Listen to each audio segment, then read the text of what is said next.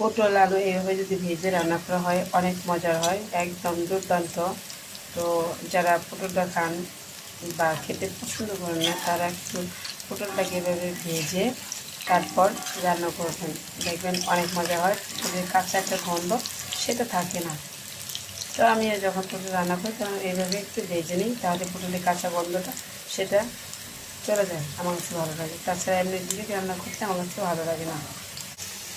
এতেও আমি অর্ধেকটা উঠিয়ে নিয়েছি ভেজে, আর অর্ধেকটা চলে গেছে এইভাবে। এতেও আমি উঠিয়ে নিয়েছি এগুলো ভেজে, তারপর আমার রান্নার পালা।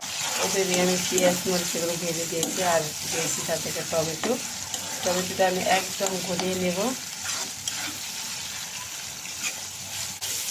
এই তো আমি টমেটোগুলো একদম গলে নিয়েছি আস্তে আস্তে। তো আমি এই পর্যায়ে অ্যাড করে দেবো মশলা। তো আমি দিয়ে দিলাম হলুদ, দিয়ে দিলাম জিরা বাটা, দিয়ে দিলাম রসুন বাটা, দিয়ে দিলাম হলুদ, দিয়ে দিলাম ধনিয়া। মিক্স করে দেবো। লবণ আমি আগে দিয়ে দিয়েছিলাম, যখন আমি পেঁয়াজ মরিচ ভাজি তখন আমি লবণটা অ্যাড করে দিই। তো আমি মশলাগুলো ভেজে নিলাম। এই পর্যায়ে আমি দিয়ে দেবো পানি। আমি দিয়ে দিচ্ছি পানি। এখন আমি মশলাটাকে কষিয়ে নেবো ভালো করে, তেল উঠে আসা পর্যন্ত আমি কষিয়ে নেবো। মশলা দিয়ে দিলাম রেখে। এই তো আমার মশলাটা হয়ে গেছে কষানো। এই পর্যায়ে আমি অ্যাড করে দেবো যে পটলের আলু ভেজে রেখেছি সেগুলো। এই তো আমার পটলের আলু।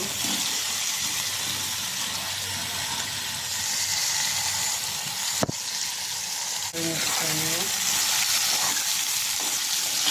মিক্স করা হয়ে গেলে তারপর আমি ঢেকে দেবো, ঢেকে দিয়ে 2-3 মিনিট কষিয়ে নেবো। নিয়ে তারপরে আমি এটাতে পানি অ্যাড করে দেবো, আর বাকি সিদ্ধ হবে না। তো কারণ আমি এটাকে ভেজে অলরেডি 90% সিদ্ধ করে নিয়েছি।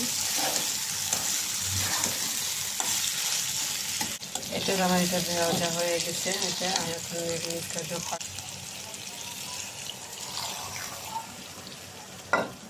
আমি এখন একটু আরেকটু পানি দেবো, কারণ এটা আমার সিদ্ধ হবে। তারপর একটু ঝোল ঝোল রাখবো, তার জন্য আরেকটু পানি দেবো আমি।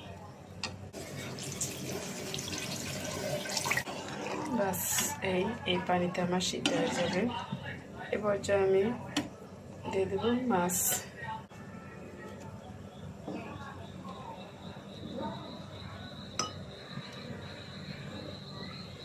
এটা আমি সবগুলো মাছ দিয়ে দিলাম। এখন আমি একটু এদিকে পানির নিচে দিয়ে দেবো, কারণ মাছটা সহ মাছ মাংস রান্না করে কিন্তু ভালো করে সিদ্ধ করতে হয়। আমি কিন্তু অনেক কড়া করে মাছ ভেজে নিই।